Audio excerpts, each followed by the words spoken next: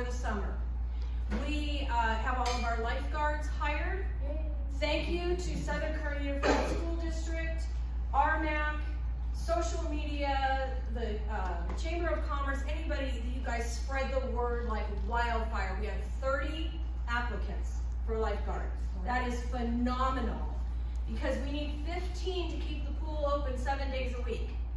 And the Red Cross certification process is not an easy process. It's a very difficult test, as it should be, right? They're guarding people's lives, right? So it's kind of easy to fall out of that process. So, but I'm confident with 30 applicants that we will get the 15 that we need. As soon as we have a date, we'll be scheduling ribbon cutting, grand opening, and everybody's gonna dive in, so it's gonna be great. I will keep you as updated through social media as I can, but right now it's kind of hour by hour before they actually choose that date. So if there's any questions, that's all I have for today. Hey, two things. Yes. What do you touch on SB 33 in a minute? Okay. With the Yes. So SB 1383, that is the composting mandate. It is a state law. We had some meetings in this room regarding it. Supervisor Scrivener, along with Supervisor Peters, they were successful during the public hearing to get a delay. They want some different hearings to happen. They want some more information to go out to the rural communities. It really wasn't working to throw a blanket over the entire county with one policy. For example, Fraser Park, they have roads in Fraser Park, they're called trails. They're called trails because they're very, very narrow and they're not maintained and owned by the county. They're owned by each property owner. And Supervisor Scrivener felt very strongly that the state didn't take into consideration, okay, now let's visualize this. We've got a trail, and now every residence has 3 trash cans on both sides of this trail, and you're gonna try to figure out how to get a garbage truck up and down there, and then that's gonna damage the roadway that the property owners are responsible for maintaining. It's just, there's a lot to it.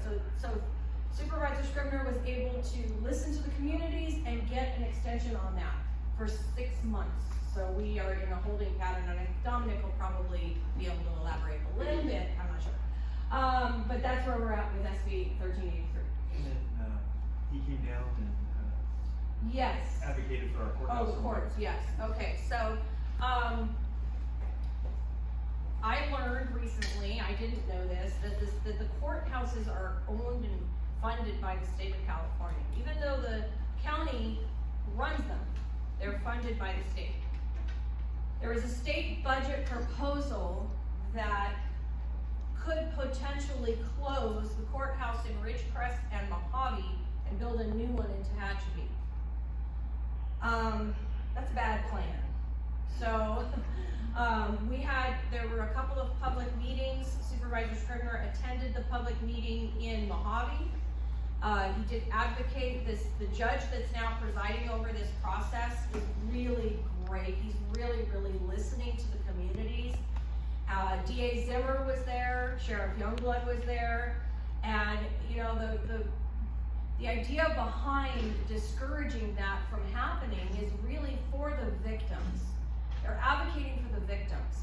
We have a lot of people who live in these outlying areas that maybe are of a single parent household, or maybe they work on Edwards Air Force Base and they have to appear for a court hearing, and asking them to drive another 45 minutes to get to Tehachapi on time, then they're late, they get a failure to appear, and the whole thing just snowballs on them.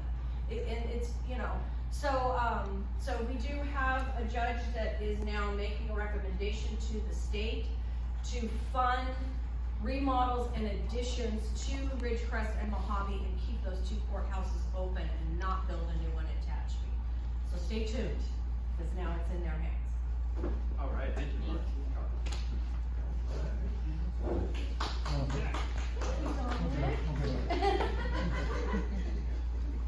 Judge Miller from Chamber of Commerce, and we had our monthly luncheon today. We really get a lot out of these luncheons.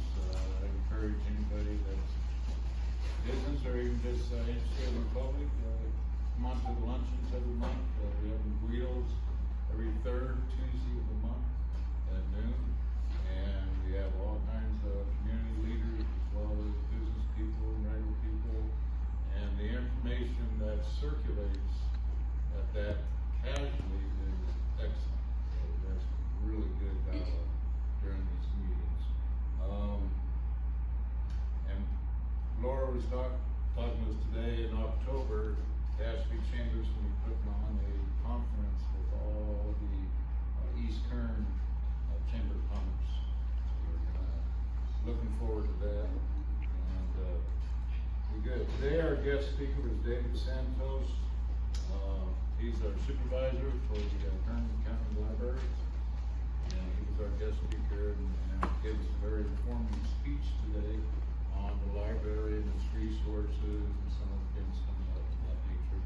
Also mentioning rental space, they do rent space there. So if anybody's looking to rent space, the library does accommodate that. And also today we had Junior Miss A.V. Addison Hutchinson. I believe I said that correctly, right? And she did a wonderful little speech for us about her project. I'm sure she'll say something to that. So, September Fest and Parade is September 16th. That is the official date. And we're in the middle of planning that. And we hope it to be the biggest and best that we've ever had. Bestest, as some people would say. So we're looking forward to that. I know some were asked about the AV wall. I did on the committees. I did attend the committee meeting. Really, there's some logistics that haven't been wrapped up, so I really don't have any information regarding that at this point. I can say that the school board has taken on that project, and next month we should have some more information regarding that project in general, which is due to come around November. That's really about all I got for this night. Thank you, Jay. Al, is anything special happening over at the water district? Well, we had a board meeting last night, we had one person there, public, so people just don't attend, and then they complain. Yeah. But, we invite you to come out, and they have a newsletter. I believe you guys got something at this time, right? They have a newsletter, they wanna keep the public informed, and they hired an organization to do that. It's really a good newsletter, and I encourage you to read it. And I hear people say Roseman water is bad. That is not true. Roseman water meets all requirements, state and federal. The federal lowered the standard from 50 parcels, I believe it is, for whatever, to 10. That's how much they lowered. And Roseman does meet all of the requirements. Woo, you tell him, Mr. Wallace. Hey, it's somebody here. So, talking about the one person at the meeting, in August, everywhere I go, I'm in the community, I grew up out here, I live here, I call Roseman home. The number one thing I hear is crime, no sheriff station, and lack of deputies, everywhere I go. So, I personally met with the sheriff when he was in Mojave, and got the scheduling secretary. He will be here the third Thursday in August. So there's no reason why we shouldn't have to open up this room or, put speakers outside. That is a major concern. There's no reason why we can't fill this place up and let him know what our concerns are. So we're bringing him here to the community. Here's the chance for the community to reach out to him and let their voices be heard. So I made a mistake, there was 2 people. Two people. So, all right. Twice the attendance, we did, the meetings. Mr. Wallace, when's the meetings for you guys? Tell them this is my other director here. Yeah, for those that don't know me, my name's Greg. I think most of you do. Greg Washington. I was a newly elected Roseman Community Service District board member. To answer your question, they're the second Wednesday and the last Wednesday of each month. And they have closed session, which you cannot come to.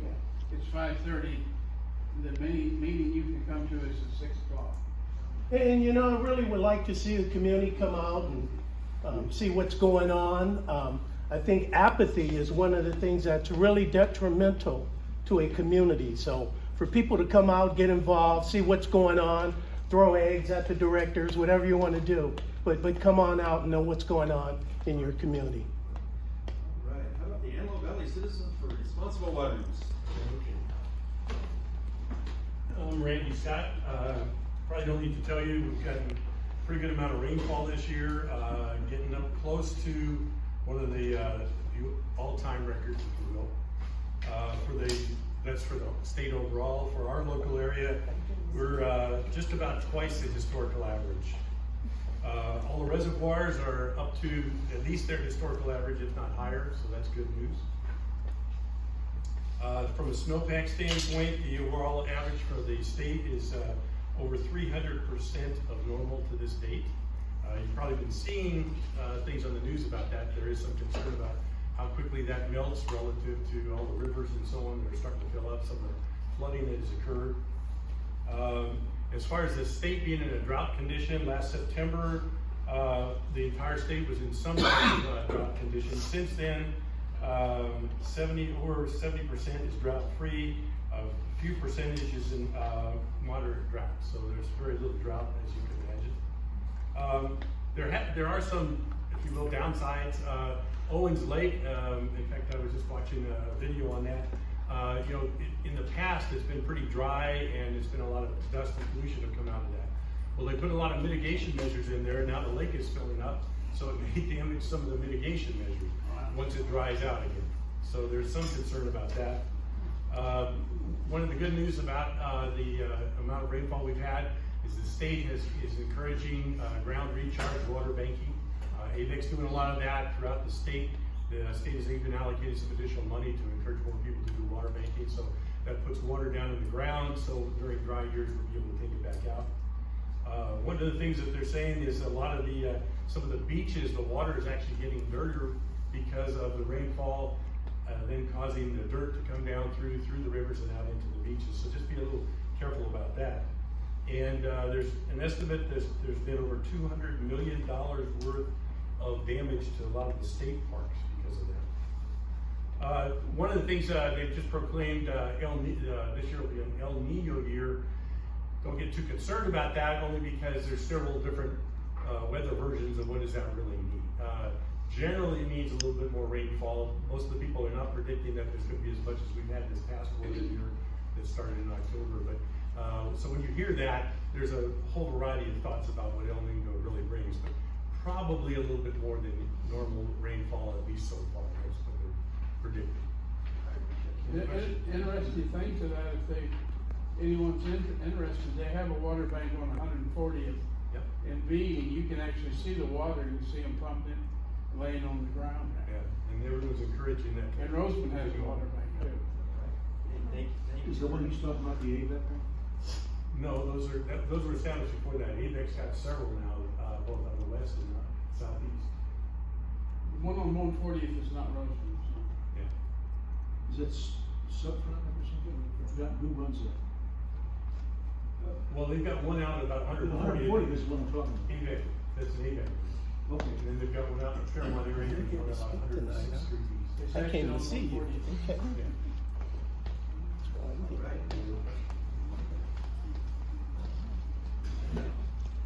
The school district this year. Barbara, that's how you sneak in that. Do you have anything new and exciting in the school district? Really exciting. We're in summer school. That's somewhat That's exciting. good, that's That's a exciting. good day. We wound down the year pretty much having a lot of professional development now for our teachers and administrators to prepare them for the following year. And our construction projects are moving along. A couple little glitches here and there. Truck hit a little glitch with the water line, but West Park made a little glitch with the shade structure dating back to like 2010. Thank you. And we're trying to overcome those issues, but we're still moving in the right direction. We met with the Antelope Valley Wall Committee on our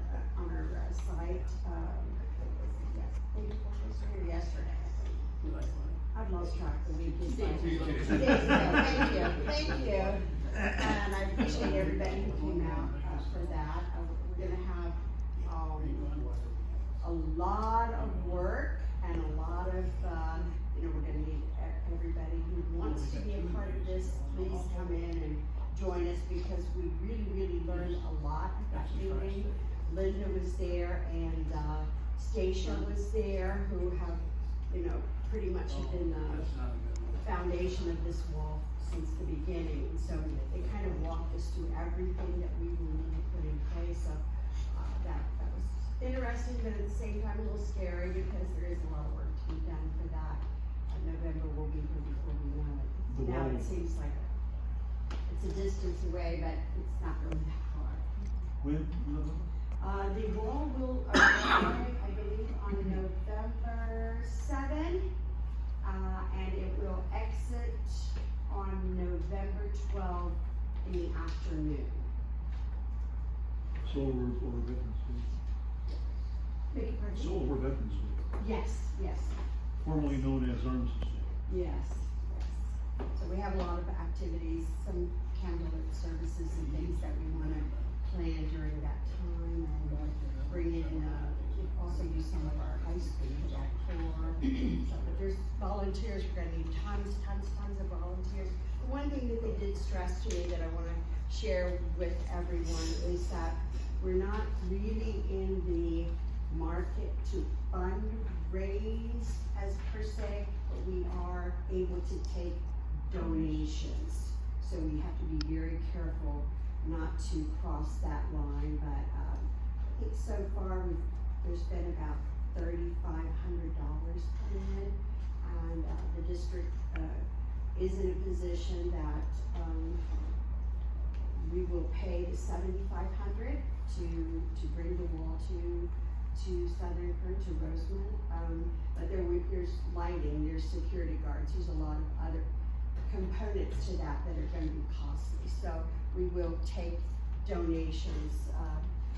Basically, we created one line for the donations to come in, we'll pay for everything, and then that line will be closed. Yeah. I have a question. How do GoFunds work with that? Will it work with that? How will What you're what? trying to do? GoFunds. GoFundMe. Yeah, setting up, is that what it's called? A GoFund? GoFundMe. GoFundMe. I'm sorry, I left out a word. But I saw someone out here do a tremendous one, last month. I was blown away.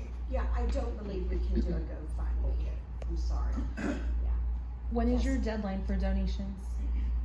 The deadline, I don't know that we've actually set a deadline for donations. We're going to, probably get a check real soon to pay the $7,500, and then we have to build a platform. There's a lot of work we need lumber and things like that for. So there's gonna be quite a bit of cost. There has to be night security every night that it's there, and fence has to be built, so there's a lot. So, yeah, we can take, donations probably pretty close to, I would think maybe through October at least. Any more questions? Thank you. For having me. I'm Addison Hutchinson, and I am your new Junior San Luis Valley 2023. I'm from the community of Mojave, and during my reign as Junior Miss Mojave, I knew that I wanted to serve the special needs community. I have 2 younger siblings who are both autistic. This has changed my family's approach to the world. Before I tell you about my platform and my special event, I would like to share my background and what led me to the special needs pageant here in the Antelope Valley. My mom was in Mojave before moving to Bakersfield for both work and resources for my special needs siblings. Mojave quickly became home because it sits between my mom's hometown, Quarto, and my stepdad's home, Bakersfield. Unfortunately, in small communities, opportunities and resources are not always easy to come by. My youngest sister has a significant amount of needs, so it was necessary to get her into programs and services in the heart of Kern County. My brother Easton is high functioning. He is still in general education classroom through the advocating of his rights by my mother and our family advocate. He works twice as hard to get good grades and goes to summer school every year while his peers are enjoying the full summer off. He wasn't diagnosed until he was 5 years old. He was meeting milestones but had some noticeable sensory sensitivities to sounds as well as stemming. That originally looked like sorting and organizing his favorite toys. Over the last few years, I have watched Easton struggle to be accepted. He has come home with bruises and has been beat up by his peers who mock him for being different. He has anxiety about school, but he is one of the bravest boys I know because he still goes to school and tries to make friends. He has found a few people who he likes to play with, and they're his most favorite part about school. Sorry. Easton recently made a case law in the special education court case where they tried to force him into a special education class because they simply don't want to accommodate his needs in the general education. A classroom aid is seen too expensive, so the easiest thing to do is try and move him out of their way. The federal court ruled in Easton's favor, and it was through this battle I saw the challenges for not only the special needs community, but the exhausting fights and challenges that their parents take on. My little sister Peyton is low functioning. She was diagnosed the same time as Easton. She was 3 years old. She started to regress with her speech and eating. After she was diagnosed, she began attending the Richardson Center. She is currently attending a moderate to severe autistic classroom with 8 other students and has daily one-on-one help with occupational therapy, speech therapy, a school, nurse, special education teacher, and several other educators. Even with all those services, Peyton still has feeding struggles. She can eat very limited soft food, and her primary diet is Pediasure. Peyton is also not fully potty trained. At 7 years old, she still needs assistance and wears diapers. She is nonverbal and doesn't like to make eye contact, hug, or listen to sounds that are too loud for her ears. When she gets overwhelmed, she will cry, scream, hit, scratch, and grind her teeth. My mom has never heard her say mommy. One thing that Peyton likes to do is wear my old pageant dresses. I have a lot of different colored dresses, but Peyton's favorite is pink. Her favorite thing to do is swim in our pool. She still wears a life jacket, but she can move quickly and has even learned how to swim to the middle of the pool to avoid my mom and stepdad from getting her out. She giggles knowing that she's being a little sneakier. As a sister to special needs siblings, I have learned that special needs community doesn't see the world like we do. They feel the world in a way we will never understand. Senses can be overloaded and cause physical pain. Even though Peyton is nonverbal, I have learned to understand her. I just have to listen without using my ears. During my reign as Junior Miss Mojave, I started a movement called Sistering Special Needs. I wasn't sure exactly how I would make a difference, but I knew that I wanted to inspire others to become educated about the special needs community. I wanted to foster a safe and inclusive environment for those who have special needs. When I was crowned Junior Miss Antelope Valley, I knew it was time to make a pivot. My movement needed to grow with me. It needed to be bigger and reach a larger number of people. But what would I do and how would I do it? The next few months as I began traveling around the Antelope Valley, I began meeting more and more special needs children. My mom and I were talking one night about all the little girls who were so mesmerized by the sparkly crown and blinged out sash. Peyton was in the kitchen and she was twirling around in one of my old pageant dresses from when I was little. And my mom says, I wish P, that's what we call her, could start being a part of this. She just can't do what's required. I thought about another girl who I met the same day and she wanted to be a queen. And I thought, why not? Why can't they be a part of it too? Why do they have to talk to celebrate their abilities and special talents? Why can't they have their own pageant? I said, Mom, I know what I want to do. I want to start a special needs pageant that celebrates special needs and doesn't highlight what is challenging to limit them and to limiting for them. Of course, with my mom being my biggest supporter, she quickly committed to helping me make it possible. We began going through all the ways we could create a positive and inclusive event that would embrace as many as we could. And with that, my platform in pageant, Sistering Special Needs, was born. This pageant will be taking place Saturday, July 29th at I-Lead Lancaster. I will be supported by the 2023 Junior Misses, and they will be helping me make the day a success. At this pageant, the only area of competition isn't competition at all. It's the most beautiful portion of any pageant, formal wear. All the participants will walk on the stage stage with their escort to their favorite song, wearing a fancy dress or Sunday best or whatever accommodates their special sensory issues. At this time, the participant will be able to do a turn, wave, blow kisses, dance, clap, or whatever else makes them happy and comfortable on the stage. I will crown them with their very own sash and tiara. From there, everyone will take their seats and enjoy desserts like cookies, cupcakes, with lemonade, iced tea, and waters. Everyone will be a queen, everyone will have a title, and this day won't be about who has the best interview or speech. It will simply be embracing, including, accepting, encouraging, and loving our special needs royalty. I've had a wonderful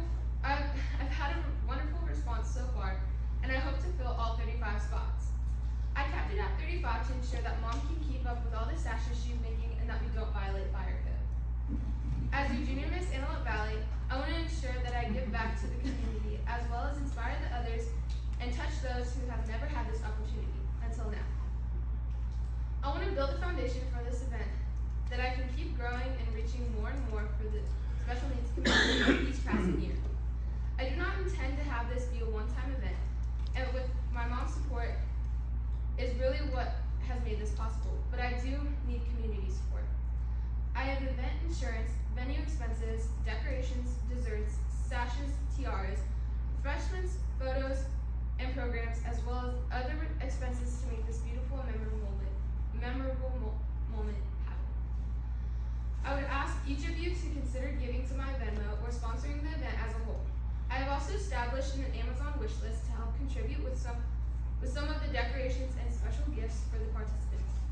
I can also be reached at sisteringspecialneeds.com. I want to thank you for the opportunity and the platform to speak with you, to share with you and inspire you. Before I end, I would like every adult in this room to know that my leadership and service started when I was 6 years old. My years as Little Miss Mojave, Little Miss Antelope Valley, Young Miss Kern County, Junior Miss Mojave, and now Junior Miss Antelope Valley have brought me growth, and I hope that one thing I teach adults is that leadership knows no age. I never imagined that I would be starting my own event and building upon to make something bigger and bigger. I started at 6, and now at 14, I found my calling, my platform, and a way to give back, include, accept, and educate. It's a labor of love. In closing, I have a quote I'd like to share with you. You'll find it on the pens that I brought for you all today. When I read it, I thought of Peyton and I knew it was perfect. It reads, someone autistic has taught me that love needs no words. Again, thank you for having me tonight. I'm Addison Hutchinson, and it's an honor to be here and an honor to serve as your 2023 Junior Miss Antelope Valley. Thank you.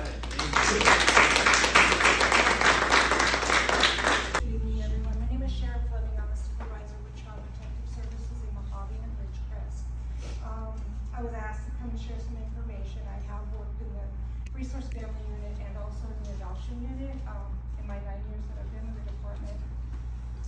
And basically, I wanted to just kind of give some information, maybe hopefully generate some interest in applying for to become a resource family, home, and then with that, just provide a little information about legal guardianship, adoption, and the reason why we do it.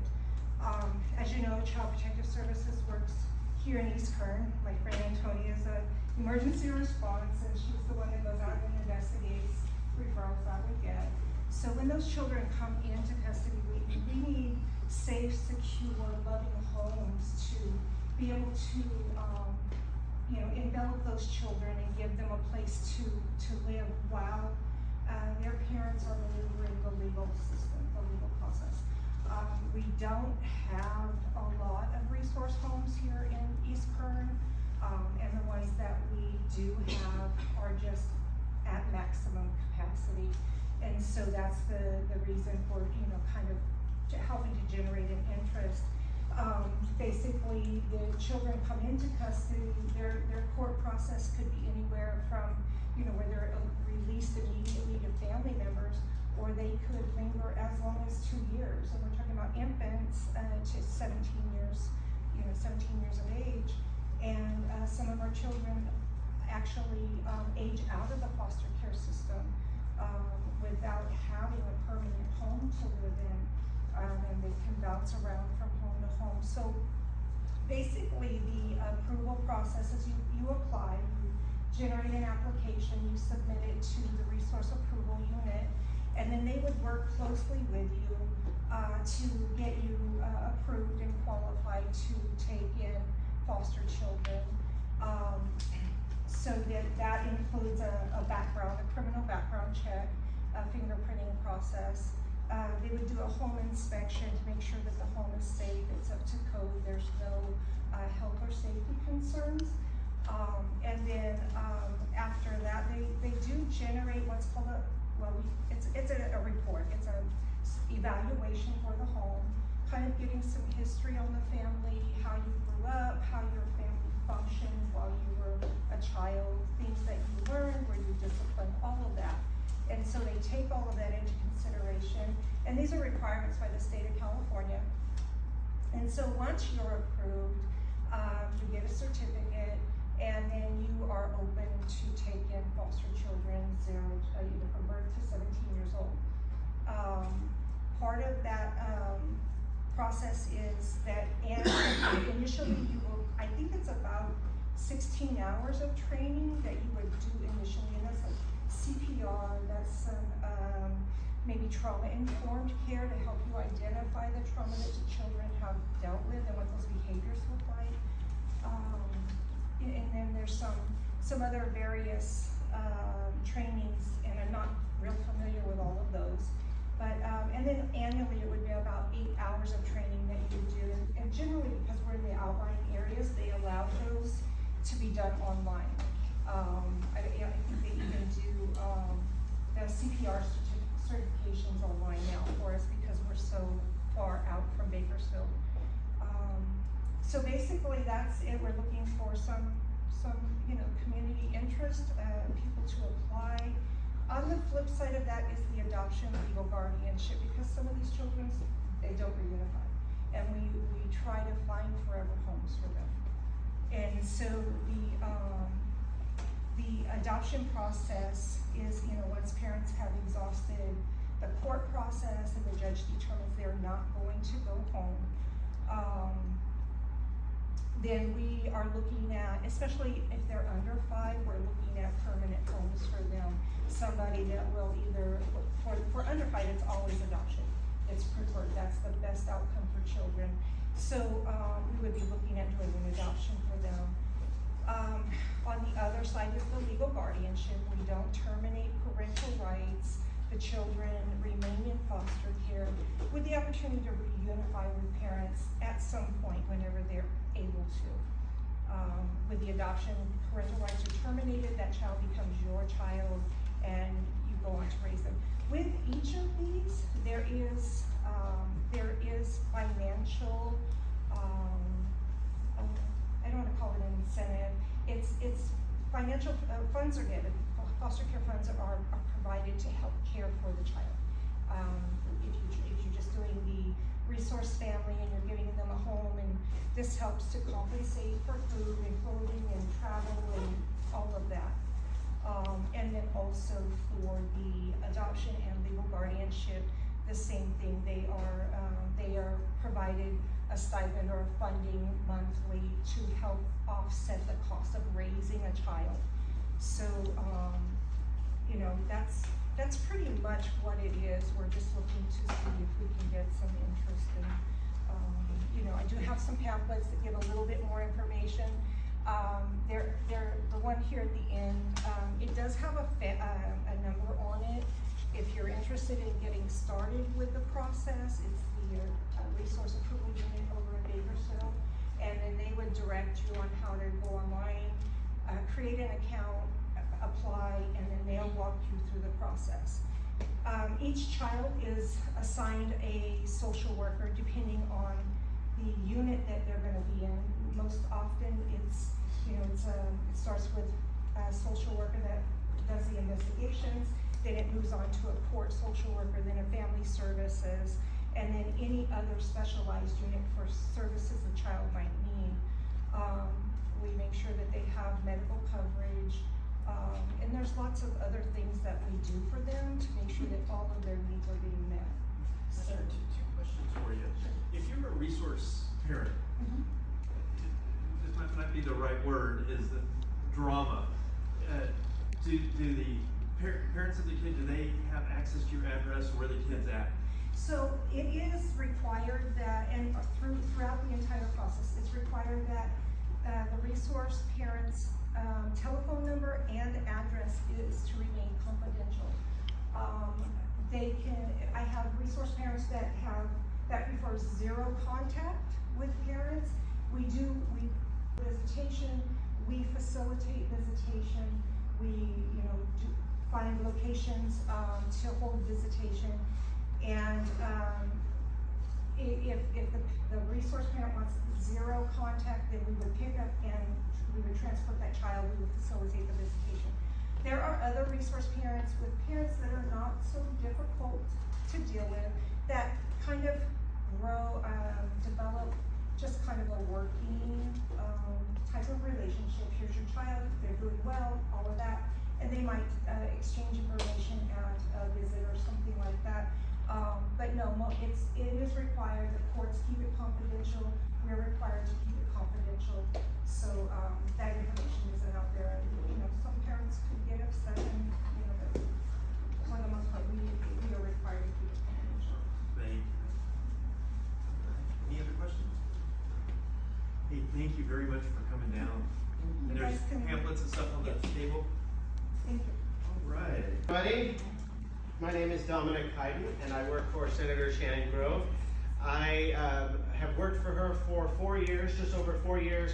I was out in San Bernardino County and just recently moved up to Kern County. So happy to be here this evening. Thank you for having me. I've got a lot of info to share because Senator Grove has been extremely active, especially this legislative cycle. If you have any questions afterward, I'm happy to take some questions, and I'm happy to follow up with you at a later time too as well. If you need more information, I have my cards that I can give you. One of Senator Grove's primary bills this year is SB 14. She identified that human trafficking is not considered a serious crime in California. According to the code, it's a felony, but it's not considered a serious felony. So she has made it her goal to elevate it to that status. This bill would make the sex trafficking of a minor a serious crime, a serious felony. It's baffling that it is not already. We were very grateful to have been able to build a bipartisan coalition in the Senate, and it passed without a single no vote, both in committee and on the Senate floor. So we're very excited about that. That bill is going to be heard in the Assembly Committee on July 11th, and we're looking to get as much public support as possible for folks to call in to the committee hearing. There's a teleconference option to be able to voice your support and your name to lend into the bill. Senator Grove had 2 bills to address the fentanyl crisis that we're facing. We've seen both youths and adults dying at massive numbers, unprecedented numbers, because of fentanyl that's being trafficked or transported purely, and then also other drugs laced with fentanyl that people don't always know what they're taking. So she had 2 bills that would have enhanced the sentencing on those. One of them was targeted specifically at rainbow fentanyl, which is advertised to children. Both failed, and unfortunately the legislature has been woefully resistant to pass any legislation related to fentanyl to address this crisis that we're facing. She's also running a bill which we were able to get out of the Senate to highlight the fact that with the governor trying to move to a clean energy grid and whatnot, that we don't currently have the capacity to meet the goals that he's set. And so when we shut down oil production in Kern County and in California, the demand remains the same, at least so far lately, and that winds up being imported from countries that have terrible human rights and environmental standards. So we may not see it, but it's happening. I believe it's 50% of Ecuador's oil production is exported to California. And so Senator Grove would like to keep those jobs and that production here in Kern County. We also produce a vast amount of the state's renewable energy here in Kern County. So working to address that issue. She also had a bill, so that one passed, and then we had a school choice bill to support charter and public or private school education. Unfortunately, that one did not move forward. So we've had some successes, some challenges in the legislature this year, but we're excited for what we do have moving forward. Senator Grove, for those of you who may not know, is the first female veteran to ever serve in the California legislature. She was in the Army in Frankfurt, Germany when the Berlin Wall was torn down. And she's vice chair of the Military and Veterans Affairs Committee, and then also is on the Governor's Military Council. One of the bills that she's co-sponsoring this year is to provide a tax exemption to military retirement pay. So if you serve 20 years or more in the military, you're eligible to receive a pension. It's a little bit more complicated than that, but California is the only state in the United States that completely 100% taxes that retirement pay the same as any other. Every other state has either a partial or full exemption for that pay. So we're co-sponsoring a bill, AB 46, to provide an exemption for that. Like I mentioned, she's on the Governor's Military Council, and we have quite a significant military industry sector here in Kern County and in the district that she represents. So that provides a unique opportunity to highlight our district on a statewide level, and the Military Council is actually going to be coming to our district for their next 3 quarterly meetings. We're very excited for that, to host them and to highlight those issues. And AB 46 was one of the bills that came out of those discussions that we have with the bases. Related to Edwards specifically, Senator Grove has been supporting the new museum. That the goal is to bring it off of the base, outside of the gate, because currently it's behind the gate. Prior to 9/11, it was much easier to get onto the military bases, and the public had much more access to that museum. However, with the increasing standards over the years, it just gets harder and harder. So the goal is to move that off the base. She submitted a budget request for $1.2 million to help fund that. It's already in construction. They have the frame up. It's quite impressive. It's out Rosamond Boulevard. So we're hopeful on that gets approved, although the state is facing a deficit this year. So a lot of the requests, we're having more challenges with those. Another request for that is related to the Mojave runway. So the runway at Mojave Air and Spaceport, as I'm sure many of you know, is wider than most runways throughout the country are. And that provides unique opportunity for aerospace and space testing at Mojave Air and Spaceport specifically. It's not just one company either. There are many out there that rely on the width of that runway, not just the length, but the width, which is unique. The FAA is only willing to fund repairs on the standard width that most other airports would have. And so the spaceport's trying to find ways, because they have to do work on the edges as well, because it's deteriorating. So Senator Grove submitted a request to the governor to provide matching funds for the Defense Community Infrastructure Program, which would hopefully provide that funding to keep maintenance going and operations active. California is facing a significant crisis with our hospitals.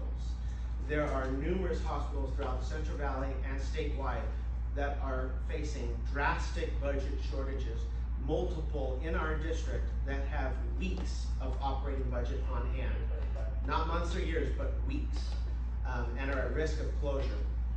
Part of that is due to the fact that the Medi-Cal reimbursement rates have not been changed in years. Senator Grove has been meeting on a weekly budget basis with the governor to try to address those concerns and support our rural hospitals.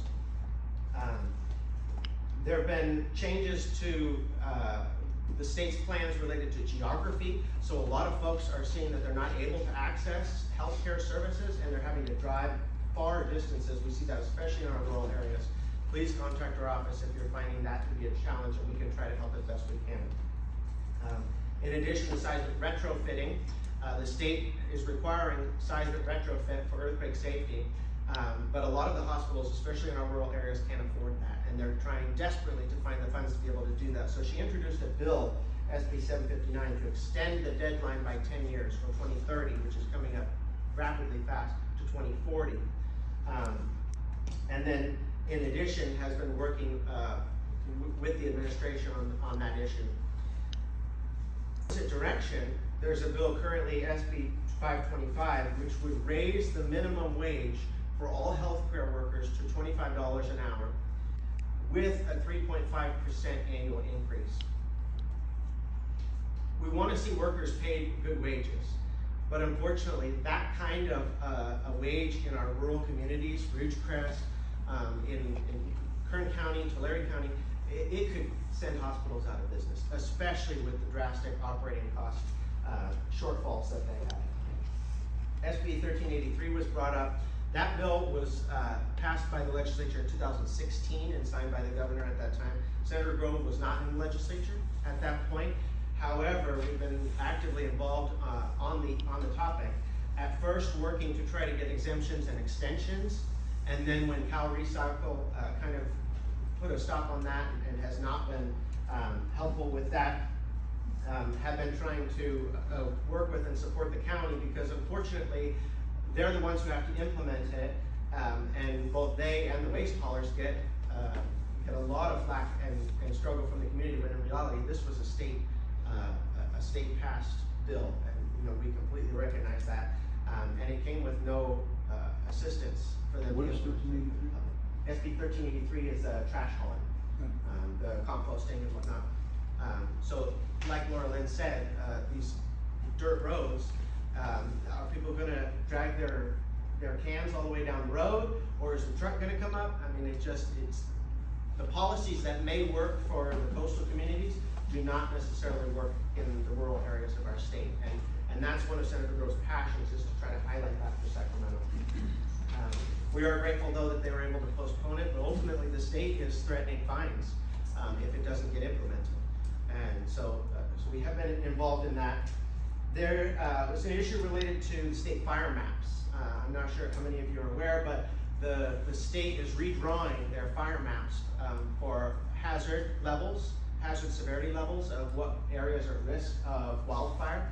And there have been some major concerns from residents in our district about how the modeling took place, and about the opportunity for the public to weigh in, and for local communities to be able to provide the historical data and evidence that they have about their community to the state. We just didn't see that being, that opportunity being afforded like we would like it to. So we attended in person. The state had one Kern County public input hearing in Tehachapi. There was not a lot of notice. The implementation of this actually went out over Christmas.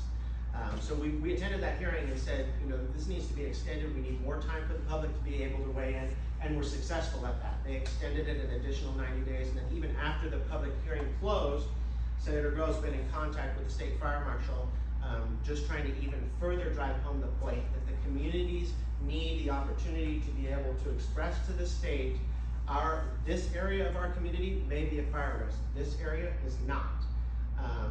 And that there should not be just blanket things sent out over all the communities. Part of that is related to insurance. We have seen an insurance crisis in California, with major insurance carriers. State Farm has just announced that they will no longer be writing new homeowners insurance policies in the state of California. And that is a direct result of the insurance commissioners and the state's policies.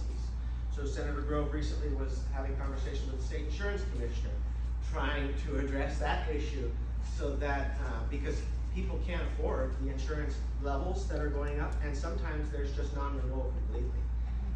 So that plays in with the fire issue. It's a major concern. We're doing everything that we can to try to address that, especially because the communities in our area are so rural and desperately need insurance for their mortgages to be continued and everything. I know myself, I just bought a house in December, my first house, and it's been challenging with the insurance aspect of it. I had no idea. The last two things I want to mention, we are also involved in the courthouse issue.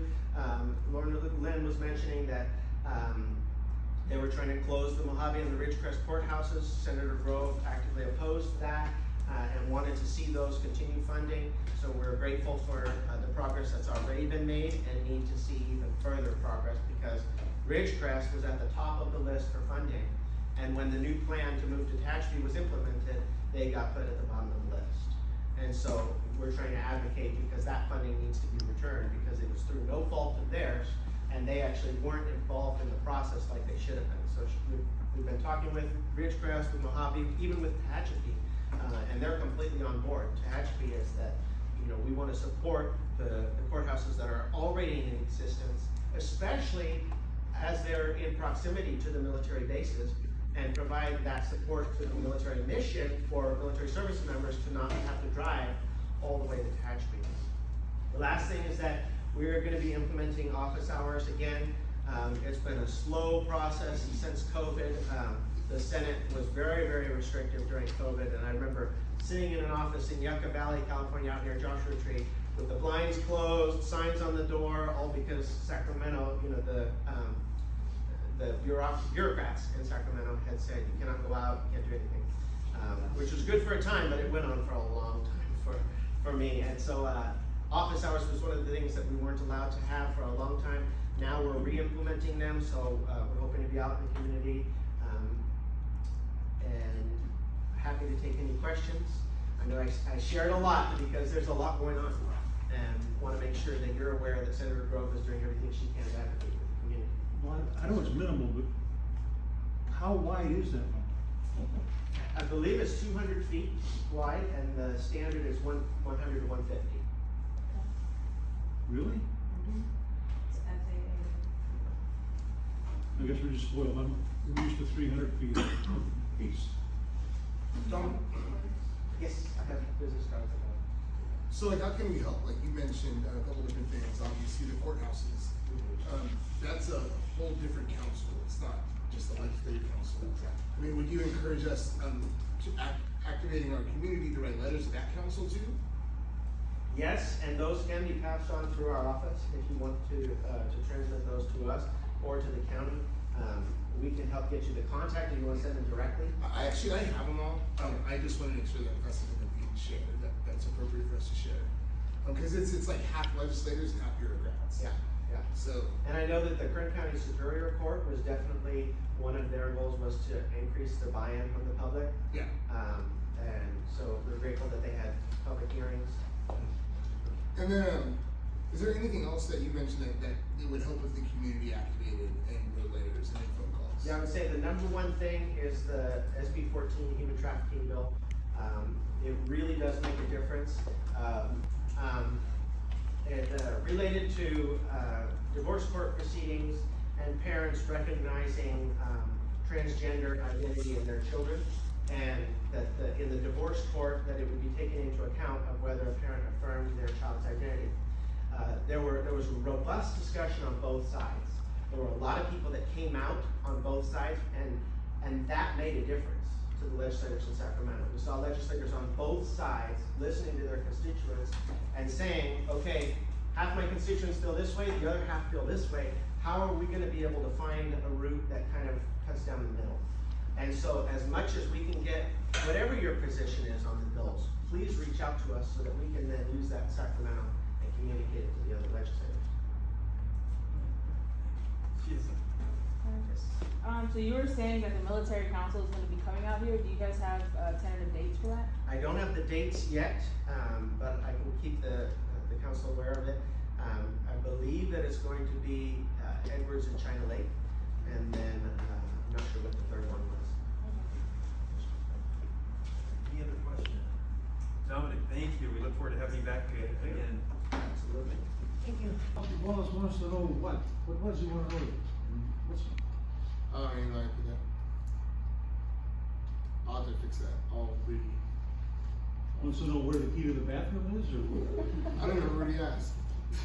Kind of hanging in limbo over there. I'll just cut it. So other than that, any So are we looking at taking that out? Yeah. Okay, so, all right. I would move that we accept the minutes as amended. Correctly. Second. we have a motion, we have a second. All in favor? Aye.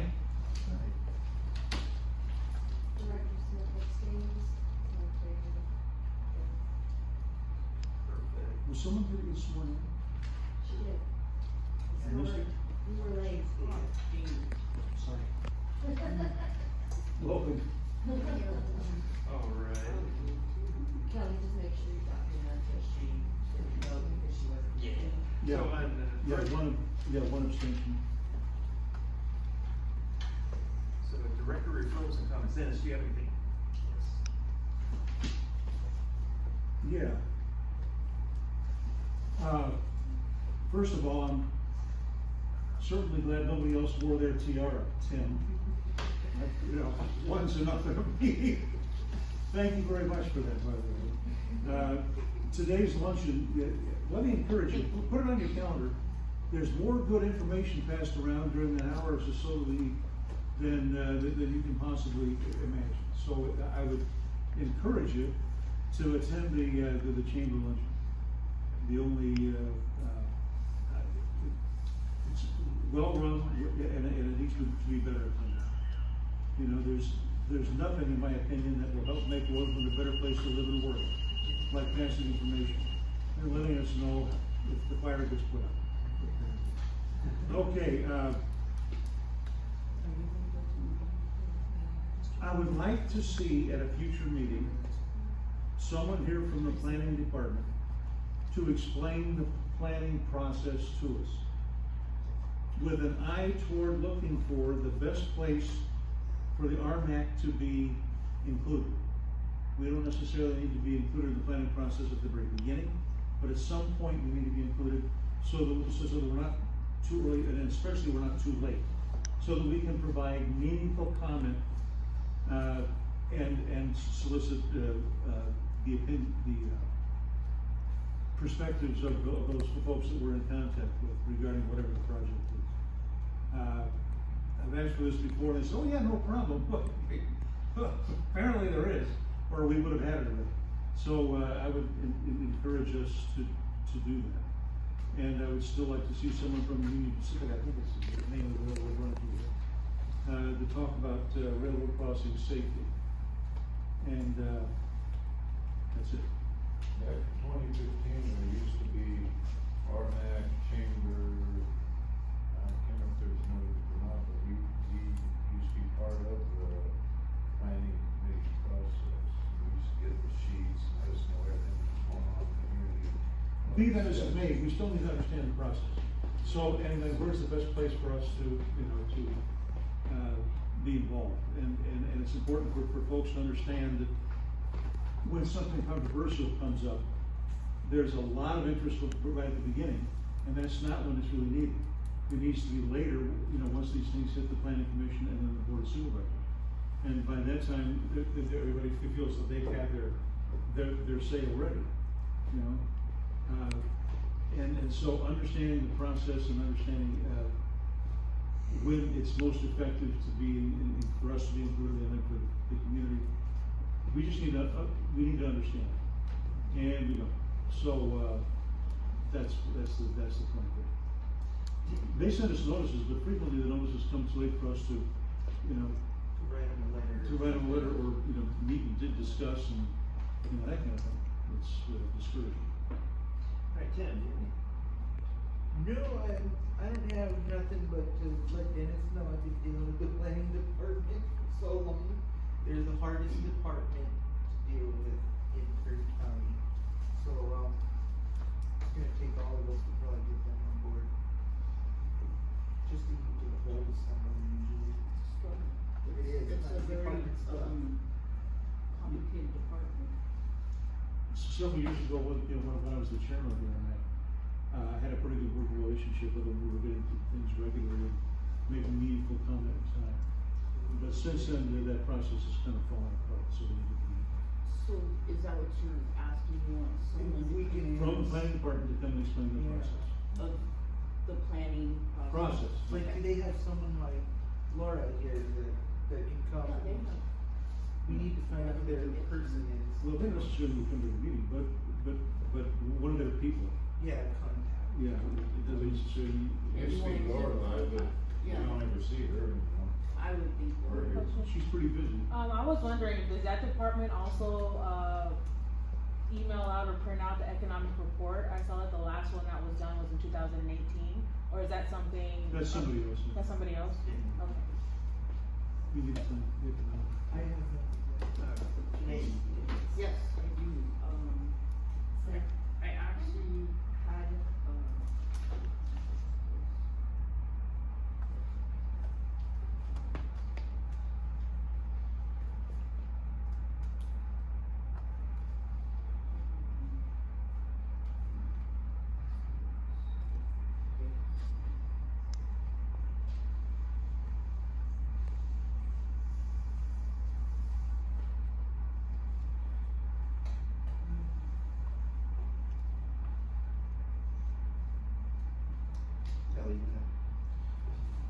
So a couple different things. On Memorial Day, last Monday, I was asked by the VFW to make a statement.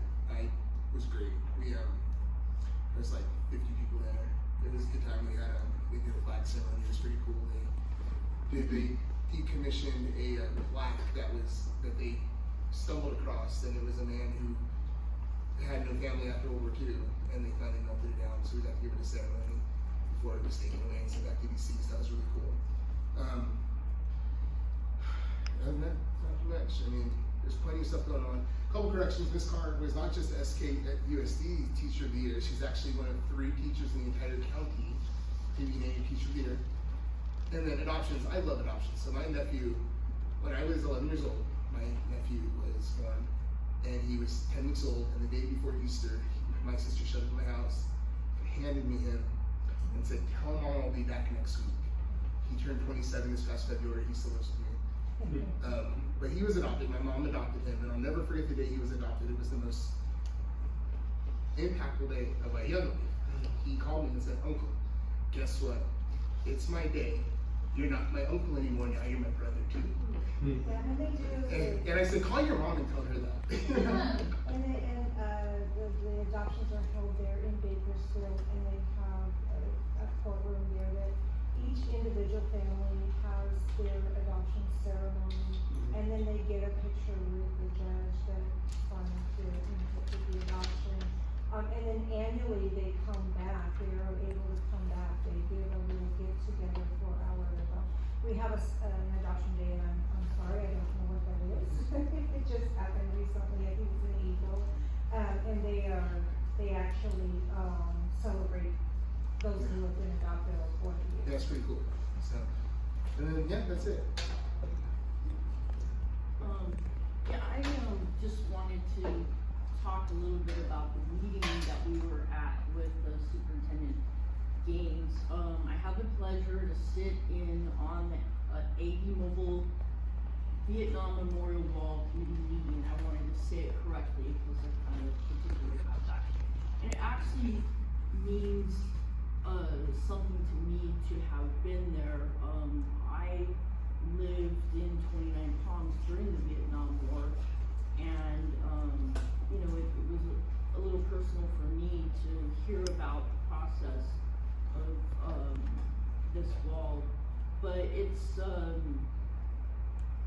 meeting was located at Southern Kern Unified School District boardroom and attended by the SKUSD Superintendent Gaines and the business officer Robert Irving.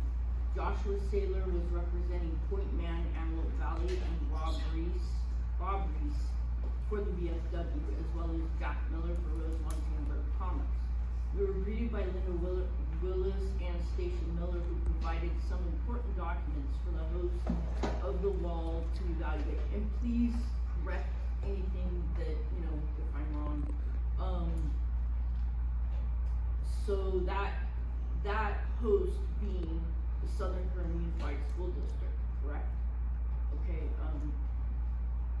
made possible by the school superintendent, Barbara Gaines. Barbara kindly stepped in when there were no others stepping forward and pulled the trigger on committing to being the host. Barbara was given some lists to consider for contractual necessities with items that she had already completed, such as signing the contract, giving the deposit, ensuring provisions for an insurance policy considering security, all of which or will be taken care of soon. There is a lot of infrastructure to be considered for this event, and as many of us can imagine. However, there is a plan that was made for the school district to go over and consider what they already have, then determine what else is needed and best how to procure it. There is quite a bit to be coordinated for this event, like volunteers, publicity, marketing, the ceremonies, and escorts for receiving the wall. I just wanted to tell you that Linda Willis and Stacia Miller provided a host checklist, a host handbook, a volunteer handbook, sample pamphlets, a bunch of information they could provide from personal experience, a lot of encouragement that this project will run smoothly, and enough resources that I think, Barbara can consider. So we are ahead of schedule on this project, and Barbara will be working on the, hard to keep this project on time, if not ahead. But she has a lot to go over before she knows what items might be needed, such as tables, chairs, lights, or even volunteers. About volunteers. There will be a need for quite a few volunteers, but this may be a unique situation for some, because there will be a need to do a live scan, before being approved as a volunteer. Is that correct? You've captured it all. Alright, Fantastic. so, we don't know what is needed as far as how many volunteers, but we know that whoever they are, will be live fingerprint scanned, and that's a must. And for now, I think it would be fair to say Superintendent Gaines, and I'm hoping fair to say that, we might have an idea of what kind of help is needed from the community and Rmac following the next Mobile Vietnam Memorial Wall Committee meeting, which is currently scheduled for July 10th at 3 p.m. Emily, We don't. No, not right now. Thank you, though. a couple real quick, I'll make it quick and then we'll adjourn. As we get into summer, this is unusual, it hasn't got as hot as it usually gets. And something that I've been working with Laura Lynn on is right now they've set the temperature at 108 for our cooling centers here in Roseman. In order to get that lowered down, we gotta show a need. And when we pulled the statistics last year, there was only, what, 8 to 10 people that use it the whole time? No, it was open for 8 days 8 days. and 3 people attended. 8 days, only 3 people attended. So we think getting the message out there, we're working on getting the message out there. And like I said, I grew up here, and this has always been a community where we helped each other out. So if you know somebody that maybe lives in a house that doesn't have air conditioning or it gets hot, if we could provide, rides to these people to the cooling system. Dial a ride, will not go down dirt roads. And if you live out where I live or out past 60th, out that way, it's mostly dirt roads out there, so they can't utilize the dial a ride. So we got to take care of our own community. So if we could assist, if you know somebody, if you can assist them to get up to the cooling centers, the more people we get to use them, the more services we can expand those and maybe get that temperature lower down to where they're open a little bit more. And then yesterday I found out that I got appointed to the Kern County Sheriff Advisory Council. So we're gonna have a voice from the east out there, and I will be a voice. Trust me, letting them know what we need out here and what our needs are, and the squeaky wheel gets the grease. So I'm hoping to get a lot of oil to quit the squeak in. But that is all I have. There's a coffee. Oh, and also tomorrow from 10 to noon, Starbucks, coffee with a cop. The CHP will be there. So. Well, Javi Starbucks. Yeah, it's here. It says Roseman Starbucks. It does? Yeah. Yeah. We moved up in the world. Still Javi Starbucks. So if you can go over, it's your chance to meet the CHP. They've been doing a fantastic job. 10 to noon. 10 to noon, coffee with a cop at Starbucks. Right. I had a meeting with the commander last week and explained to her that I felt like Roseman was the wild, wild west. I was scared to drive Sierra Highway. I was scared to be on the road sometime. And they've done a fantastic job of increasing patrols, and I've been seeing them out there pulling people over, not stopping for the school buses, and the stop sign comes out, and they take that to speed up and go around the bus. So they've been doing a great job getting out here and putting in some extra patrols. So, does anybody else have anything? Do I have a motion to adjourn? So moved. All right, that's it. All right. Meeting is adjourned. Thank you everybody for coming. I told you.